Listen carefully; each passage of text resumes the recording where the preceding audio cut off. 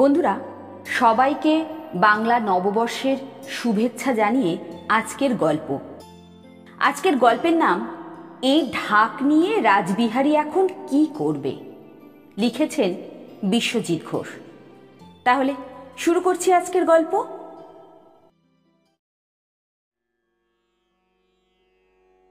না না শিবানন্দের মা, আর বুঝি পারলাম না। বুক ভরা যন্ত্রণা নিয়ে মধুবালার মুখের দিকে তাকিয়ে কথাগুলো বলল রাসবিহারী। কেন, কি হলো আবার? এ কথা বলে স্বামীর দিকে কৌতূহলী চোখে তাকালো মধুবালা। কি আর হবে, তোমার সুপুত্তর বলে দিয়েছে ও আর কোনোদিন ঢাক ধরবে না, আর বাজাবে না ও এই 7 পুরুষের বাদ্যযন্ত্র। ওর কথা শুনে আমার বুকটা ফেটে যাচ্ছে গো, আর তো পারছি না। আচ্ছা আচ্ছা, তুমি শান্ত হও। ও কলেজ থেকে ফিরলে আমি ওকে সব বুঝিয়ে বলবো। তুমি একটু বিশ্রাম করো, আমি রান্নাটা সেরে আসি। মধুবালা ভিতরে চলে যেতেই বারান্দায় বসে পড়ল রাসবিহারী। মাঘ মাস, উঠোনে রোদে শুকোতে দিয়েছে 3টে ঢাক। মাথার উপর নীল আকাশ, নিচে কড়া রোদ। ঢাক 3টের দিকে তাকিয়ে আছে রাসবিহারী। বড় ঢাকটা রাসবিহারী পেয়েছে বাবা কুঞ্জবিহারীর কাছ থেকে, আর বাকি দুটো সে নিজেই বানিয়েছে।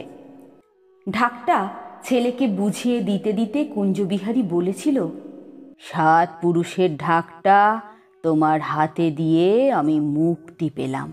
সময় এলে তুমিও এটা তোমার ছেলেকে বুঝিয়ে দিও। 7 পুরুষের পেশা এটা ওদের। দুর্গাপূজা, পহেলা বৈশাখ, বিয়ে, শিশুর জন্ম, এইসব উৎসবে ঢাক বাজানোই তাদের পেশা।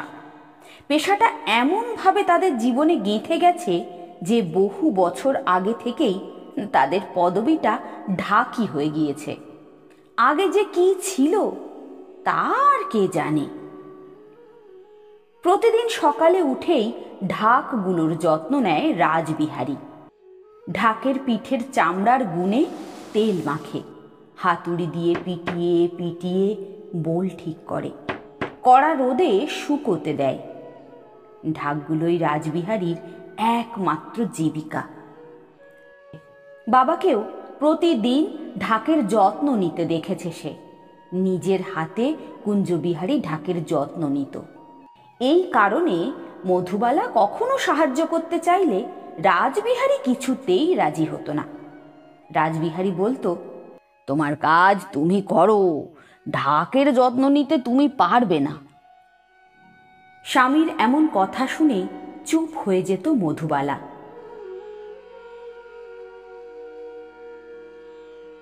এবার মাঘে শীতটা জিঁকে বসেছে।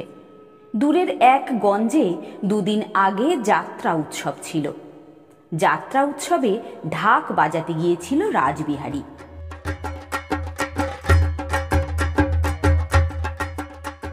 তার ঢাকের তালে তালে নর্তকীদের সে কি উত্তাল নাচ! যাত্রা উৎসব থেকে ভালো উপার্জন নিয়ে বাড়ি ফিরেছে রাসবিহারী।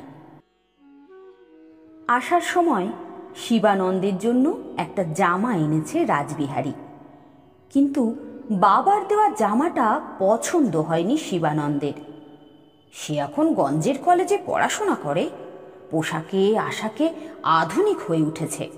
বাবার দেওয়া জামা যে তার পছন্দ হয়নি এই কথা জানাতে সে সংকোচ বোধ করেনি। ছেলের আচরণে দুঃখ পেয়েছিল রাসবিহারী। মধুবালাকে ডেকে বলেছিল, জামাটা তোমার যাকে খুশি তাকে দিয়ে দাও, নয়তো পুকুরে ডুবিয়ে দিও। স্বামীর মনের দুঃখ বুঝতে পেরে আর কোনো কথা বলেনি মধুবালা। সূর্যটা মাথার উপরে। রাসবিহারী উঠোনের দিকে এক দৃষ্টে তাকিয়ে আছে। দক্ষিণ দিকের নিম গাছটায় একটা কাক কর্কশ সুরে কা কা করছে। মনে পড়ে সেই কবে উঠোনের দক্ষিণ কোণে নিম গাছটা লাগিয়েছিল কুঞ্জবিহারী। এতদিনে ডালপালা মেলে বিশাল আকার ধারণ করেছে। বাবা বলেছে উঠোনে নিম গাছ থাকা নাকি স্বাস্থ্যের জন্য ভালো, চর্মরোগ হয় না। তাই বাবার লাগানো নিম গাছটা কখনো কেটে ফেলতে চায়নি রাসবিহারী। নিম কাঠ কোনো কাজে লাগে না, ফলও খাওয়া যায় না, তবুও গাছটাকে বেড়ে উঠতে দিয়েছে রাসবিহারী। গাছটার দিকে চোখ পড়লেই বাবার কথা মনে পড়ে যায় রাসবিহারীর। মধুবালা দুই একবার বলেছে, গাছটা তো কোনো কাজে আসে না, কেটে দাও না। কেটে লকড়ি করো, অনেক দিন চুলা জ্বালাতে পারবো। কিন্তু রাসবিহারী গাছটা কাটতে কিছুতেই রাজি হয়নি। দুপুরের কাঠ ফাটা রোদে নিম গাছের ডালে বসে কাকটা এক টানা ডেকেই চলেছে। রাসবিহারীর হঠাৎ মনে পড়ল বাবার কথা। ভাবল, বাবাই কি তাকে ডাকছে? কাকটার জন্য ভারী মায়া হলো রাসবিহারীর। মধুবালাকে ডেকে বলল, দেখো তো কাকটাকে এক মুঠো ভাত দিতে পারো কিনা। রান্নাঘর থেকেই কাকের মতো কর্কশ গলায় মধুবালা বলল, পেটে ভাত জোটে না, কাকের জন্য আবার মায়া। চুপ করে গেল রাসবিহারী। সত্যিই তো, সংসার চালাতে এখন তাকে অনেক কষ্ট করতে হয়। ঢাকির কদর কমে গেছে, আগের মতো আয় রোজগার কিছুই নেই। এখন চলে মাইক, কলের গান, আধুনিক সব বাদ্যযন্ত্র। শুধু দুর্গাপূজার সময়ই তাদের খোঁজ করে পূজারীরা। একটা নিঃশ্বাস ফেলে নিম গাছটার দিকে তাকিয়ে রইল রাসবিহারী। বাবা কুঞ্জবিহারী ছিল খুব পরিশ্রমী মানুষ। দিন রাত পরিশ্রম করে সংসারটাকে সাজিয়ে তুলেছিল কুঞ্জবিহারী। মায়ের কথা মনে নেই রাসবিহারীর। ওর বয়স যখন 2 বছর, তখন মা হিরণময়ী মারা যায়। সেই থেকে কুঞ্জবিহারী এক হাতে সামাল দিয়েছে সংসারটাকে। রাসবিহারীকে কখনো বুঝতেই দেয়নি মায়ের অভাব। তবে সংসারের যত সমস্যাই আসুক না কেন, ঢাকের প্রতি কোনো অযত্ন করেনি কুঞ্জবিহারী। বাবার এই গুণটাই আগা গোড়া পেয়েছে রাসবিহারী। কিন্তু শিবুটা হলো কি? ঢাকের প্রতি ওর এতটুকু ভালোবাসা নেই। রাসবিহারী মনে মনে ভাবে, বাবা হিসেবে আমি খুবই ব্যর্থ। মনটা খারাপ হয়ে গেল রাসবিহারীর। আবার বাবার কথা মনে পড়ল। বিক্রমপুর ছেড়ে কিভাবে কাদিয়াটিতে আবাস গড়ে তুলেছিল বাবা, সে কথা মনে পড়ে যায়। তাদের আদি নিবাস ছিল বিক্রমপুর পরগনায়। পদ্মা নদী ঘেঁষে ছিল তাদের কাঠের ঘর। 71-এ পাকিস্তানি বাহিনী পুড়িয়ে দেয় তাদের ঘর। ছেলে রাসবিহারীকে নিয়ে কুঞ্জবিহারী পালিয়ে গিয়েছিল ভারতে। সল্টলেকের সেই দুঃসহ শরণার্থী জীবনের কথা মনে পড়ল রাসবিহারীর। যুদ্ধের পর দেশে ফিরে বিক্রমপুর ছেড়ে কুঞ্জবিহারী চলে গিয়েছিল কটিয়াদি। প্রতি বছর দুর্গাপূজার আগে কটিয়াদির ঢাকের হাটে আসতো কুঞ্জবিহারী। সঙ্গে নিয়ে আসতো কিশোর রাসবিহারীকেও। রাসবিহারীর বয়স তখন বছর 15। লেখাপড়া হয়নি, তাই বাবার সঙ্গেই থাকতো সে। ক্রমে শিখে নিয়েছিল ঢাক বাজানোর কৌশল। এভাবে এক সময় রাসবিহারী হয়ে ওঠে ওস্তাদ ঢাকি। ঢাক বাজানোর কৌশল শিক্ষার পাশাপাশি কটিয়াদির ঢাকের হাট সম্পর্কেও অনেক কথা জেনেছে রাসবিহারী। দুর্গাপূজার আগে দেশের বিভিন্ন অঞ্চল থেকে ঢাকিরা হাজির হয় কটিয়াদির ঢাকের হাটে। বাদ্য শুনে পূজারীরা ঢাকে নির্বাচন করে। ষষ্ঠী থেকে বিজয়া দশমী পর্যন্ত পূজারীর বাড়িতে, দুর্গা মন্দিরে অর্থের বিনিময়ে ঢাকিরা ঢাক বাজায়। কটিয়াদির ঢাকের হাট এক জমজমাট ব্যাপার। ঢাকের হাটে কেবল হিন্দু পূজারীরা নয়, অন্য ধর্মের লোকজনও আসে বাদ্য শোনার জন্য। বাবা বলতো, ঢাকের হাট এ অঞ্চলের একটা উৎসব। বাবার কাছ থেকেই রাসবিহারী জেনেছে নামে ঢাকের হাট হলেও এখানে কোনো ঢাক বেচা কেনা হয় না। ঢাকের বাদ্য শুনে পূজারীরা ঢাকিদের নির্বাচন করে মাত্র। মুক্তিযুদ্ধের পর একবার কটিয়াদির ঢাকের হাটে গিয়ে হাটের ইতিহাস জেনেছিল রাসবিহারী। প্রায় 500 বছরের পুরনো এই ঢাকের হাট। ঢাকের হাট চালু করেছেন কটিয়াদির সামন্ত রাজা নবরঙ্গ রায়। 16 শতকের শুরুতে তিনি প্রবর্তন করেন এই ঢাকের হাট।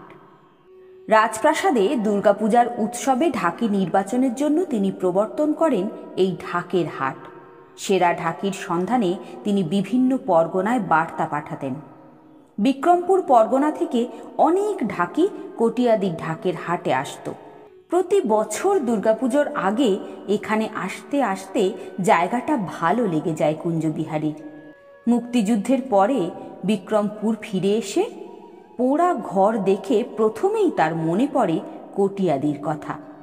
সেই থেকেই এখানে আছে তারা। কুঞ্জবিহারীর দেখা দেখি আরও কয়েক ঘর ঢাকি বিক্রমপুর ছেড়ে কটিয়াদিতে আবাস স্থাপন করে। কটিয়াদির নতুন পরিবেশে সংসার চালাতে বেগ পেতে হয়েছিল কুঞ্জবিহারীর। বাবা আর ছেলের সংসার। কুঞ্জবিহারীকে আবার বিয়ে করার জন্য অনেক স্বজন পরামর্শ দিয়েছে, কিন্তু ছেলে রাসবিহারীর কথা চিন্তা করে সে পথে আর যায়নি কুঞ্জবিহারী। অল্প বয়সেই ছেলেকে বিয়ে দিয়ে মধুবালাকে ঘরে এনেছিল কুঞ্জবিহারী। সেই থেকেই মধুবালাই সংসার দেখছে, আর বাপ ছেলে আছে ঢাক নিয়ে। নাও, রান্না হয়ে গেছে, স্নান সেরে আসো। রাসবিহারীর সামনে এসে চড়া সুরে কথাগুলো বলল মধুবালা। বউয়ের কথা শুনে সম্বিত ফিরে এলো রাসবিহারীর। তাড়াতাড়ি উঠে পুকুরের দিকে গেল সে। পুকুরের পাশে রাস্তার দিকে তাকিয়ে দেখতে পেল শিবু কলেজের পোশাকে বাড়ি ফিরছে, পিঠে ব্যাগ, হাতে মোবাইল ফোন। দৃশ্যটা মোটেই ভালো লাগলো না রাসবিহারীর। এবার নিজের সঙ্গেই নিজেই যেন কথা বলছে রাসবিহারী। তোমার চোখে ছবিটা কেন ভালো লাগলো না রাসবিহারী? ঢাকির ছেলে, ওটা কি পোশাক? ওটা কি আবার কোনো পোশাক হলো নাকি? তাতে কি, শিবু তো কলেজে পড়ে। হ্যাঁ, ঢাকির ছেলের কলেজে পড়ার কি দরকার? 7 পুরুষের পেশা ত্যাগ করা মানে তো আত্মহত্যা। হে, তুমি কি বলছো রাসবিহারী? ছেলে শিক্ষিত হবে, ভালো চাকরি করবে, এটা তুমি চাও না রাসবিহারী? না না, আমি চাই না। আমি চাই ঢাকির ছেলে ঢাকি হবে, তা না হলে আকাশ থেকে তেনারা যে অভিশাপ দেবেন। পুকুরে নেমে গলা জলে দাঁড়িয়ে রাসবিহারী একটা ডুব দিল। দুহাত আকাশের দিকে জোর করে প্রণাম করল রাসবিহারী। মনে মনে বলল, ভগবান, তুমি শিবুর মনটা ঠিক করে দাও ভগবান। দুর্গাপূজায় দেবীর উদ্দেশ্যে আমি পাঠা বলি দেব। পৈতৃক ঢাক আমি যেন ওর হাতে তুলে দিতে পারি ভগবান। তারপর তুমি আমাকে মুক্তি দিও ভগবান, তারপর তুমি আমাকে মুক্তি দিও।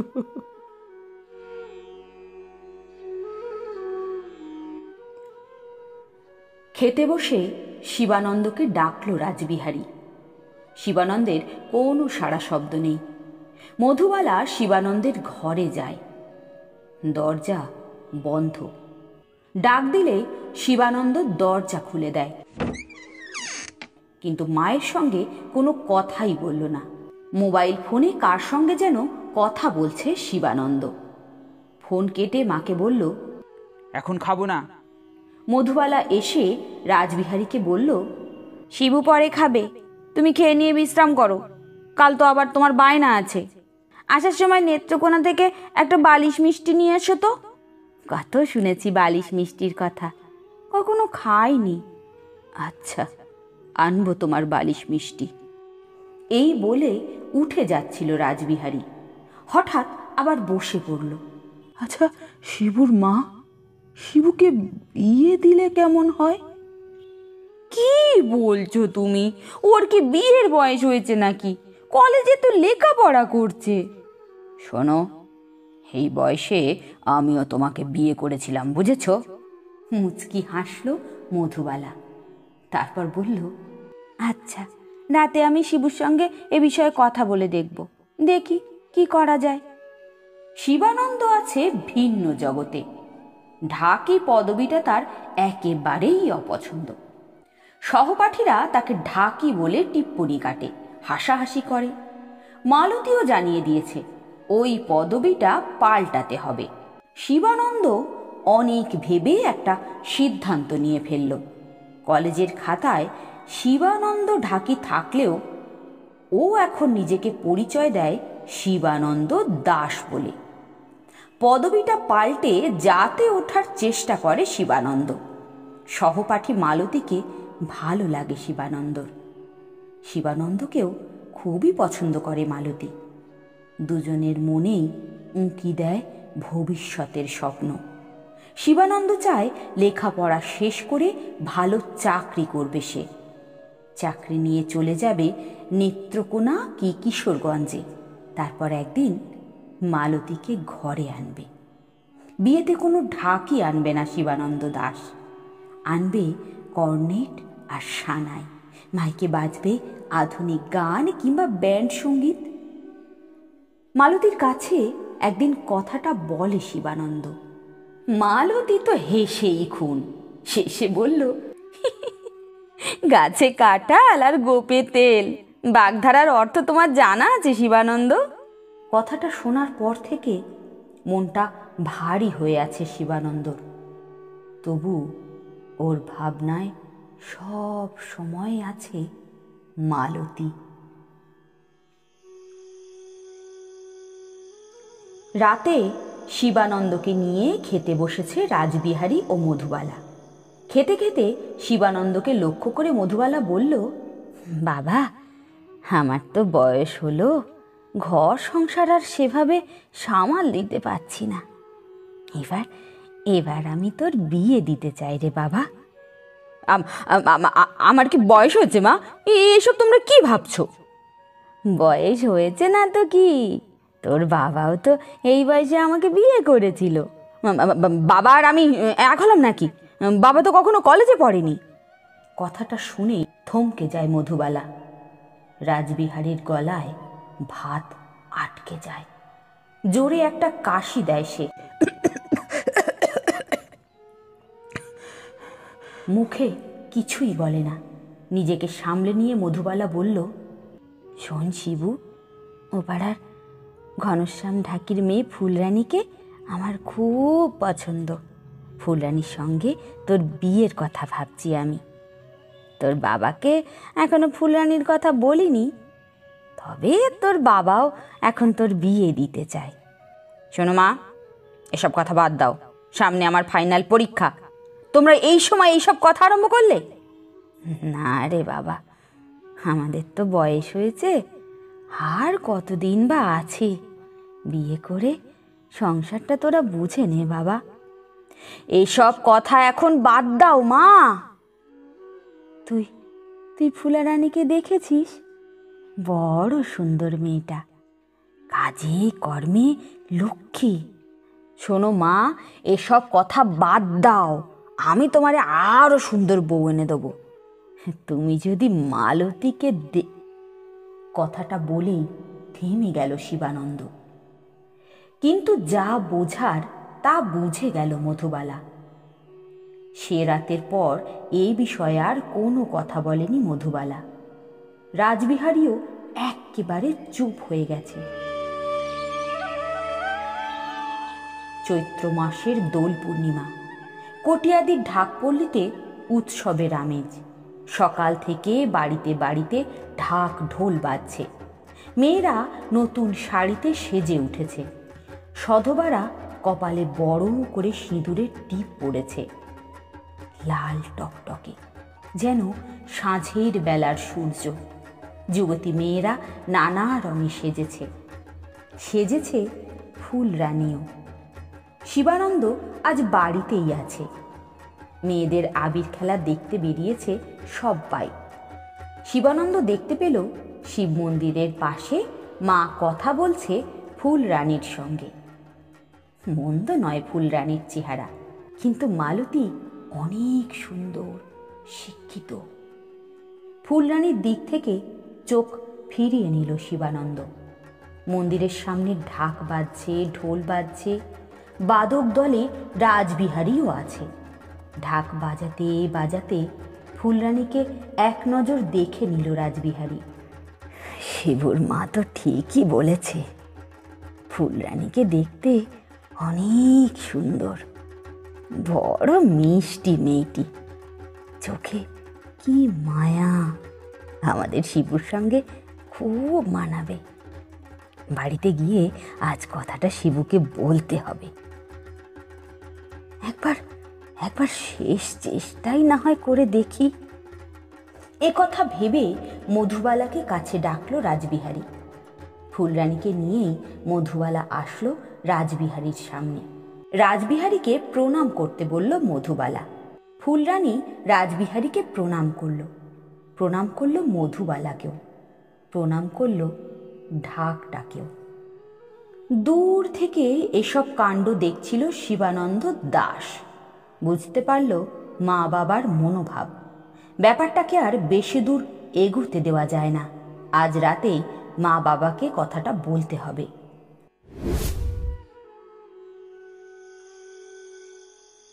রাতে খেতে বসে শিবানন্দ জানিয়ে দিল তার সিদ্ধান্ত।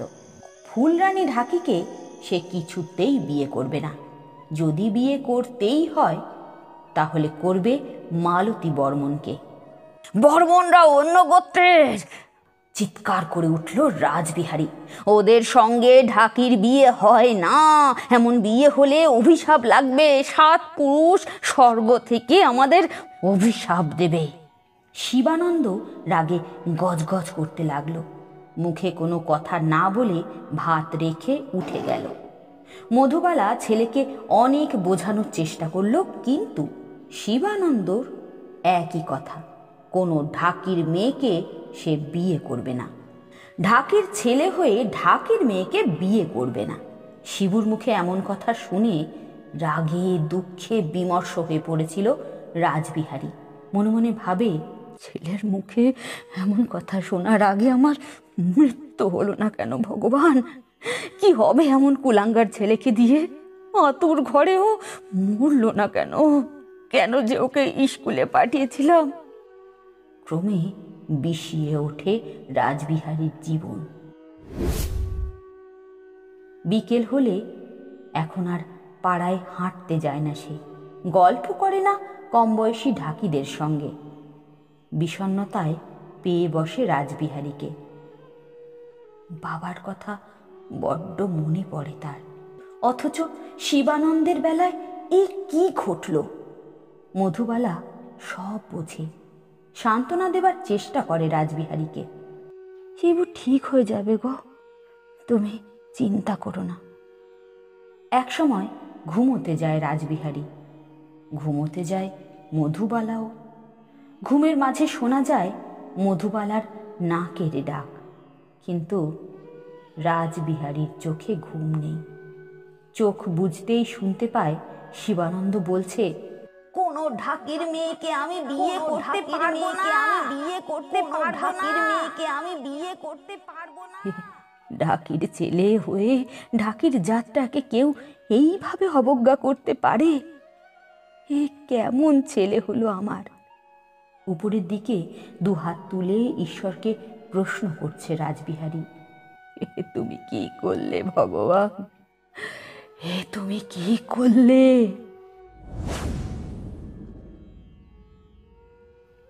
শিবানন্দের উচ্চ মাধ্যমিক পরীক্ষা শেষ। কিছুদিন পরে ফল বেরোবে। এখন লেখাপড়া নেই। রাজবিহারী ভাবল শিবুকে নিয়ে গৌরীপুর যাবে। সেখানে মজুমদারদের বাড়িতে রয়ানি হবে। মনসামঙ্গল কাব্যপাঠের সঙ্গে ঢাক বাজাতে হবে। রাসবিহারীর শরীরটা ভেঙে গেছে। এখন আর আগের মতো ঢাক গলায় ঝুলিয়ে বেশি সময় বাজাতে পারে না রাসবিহারী। শ্বাস নিতেও কষ্ট হয়। তাই শিবু যদি কিছুটা সাহায্য করে, এই ভাবনায় ওকেও নিয়ে যেতে চায় গৌরীপুর। কিন্তু কথাটা বলার সঙ্গে সঙ্গে তেলে বেগুনে ফস করে জ্বলে উঠল শিবানন্দ। আমি উচ্চ মাধ্যমিক পরীক্ষা দিয়েছি কি ঢাক বাজানোর জন্য?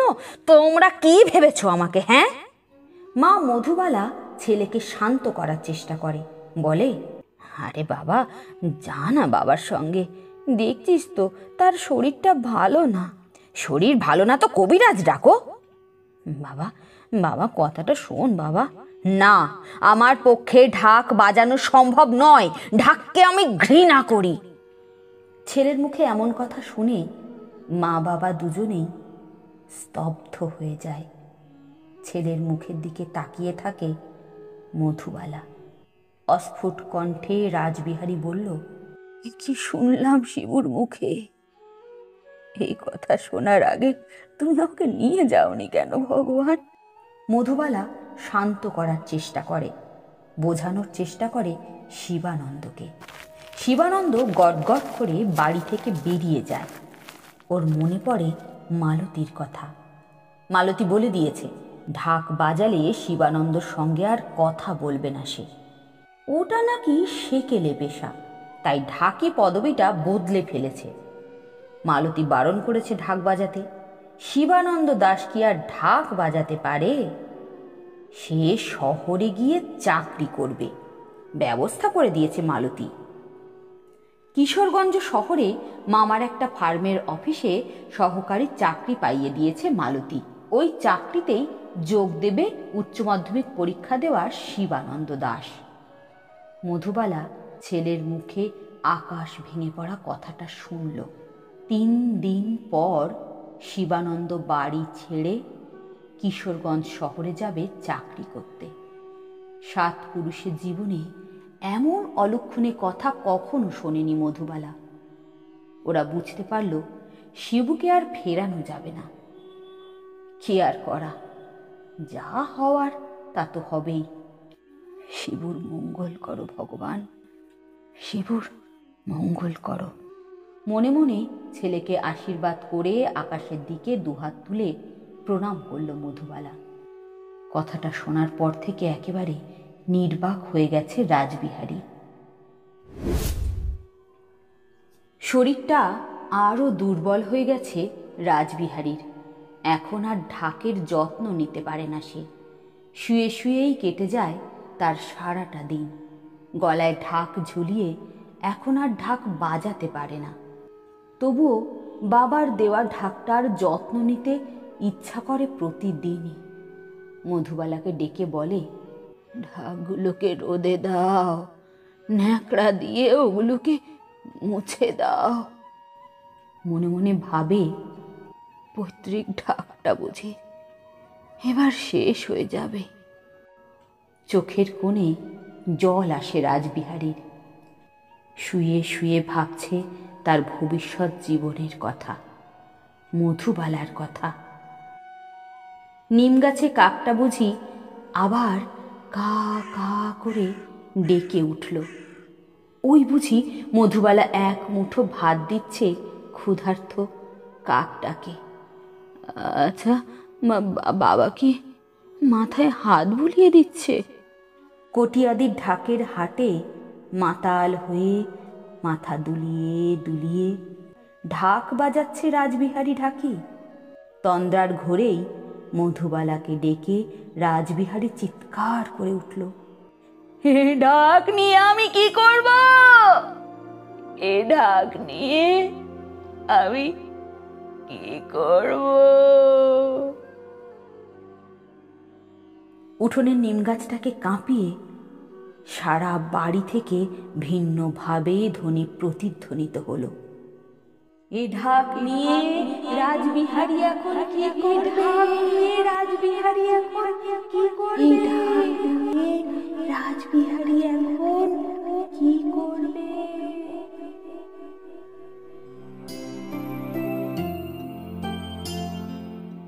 বন্ধুরা, আজকের গল্পটি এখানেই শেষ হলো। গল্পটি আপনাদের কেমন লাগলো অবশ্যই কমেন্ট করে জানাবেন। যদি ভালো লাগে একটি লাইক করে দেবেন এবং সাবস্ক্রাইব করে দেবেন। সাবস্ক্রাইব করার পর পাশে থাকা বেল বাটনে ক্লিক করে অল নোটিফিকেশন অন করে দেবেন। তাহলে আমি যখনই নতুন কোনো ভিডিও আপলোড করব তার খবর সবার আগে আপনার কাছে পৌঁছে যাবে। আর কমেন্ট করলে আমি অত্যন্ত খুশি হব এবং নতুন ভিডিও বানানোর মোটিভেশন পাবো। আর যারা যারা অলরেডি সাবস্ক্রাইব করে রেখেছেন তাদের কাছে আমার কৃতজ্ঞতা জানাবার কোনো ভাষা নেই। আপনারা সবাই ভালো থাকুন, সুস্থ থাকুন। শুভরাত্রি।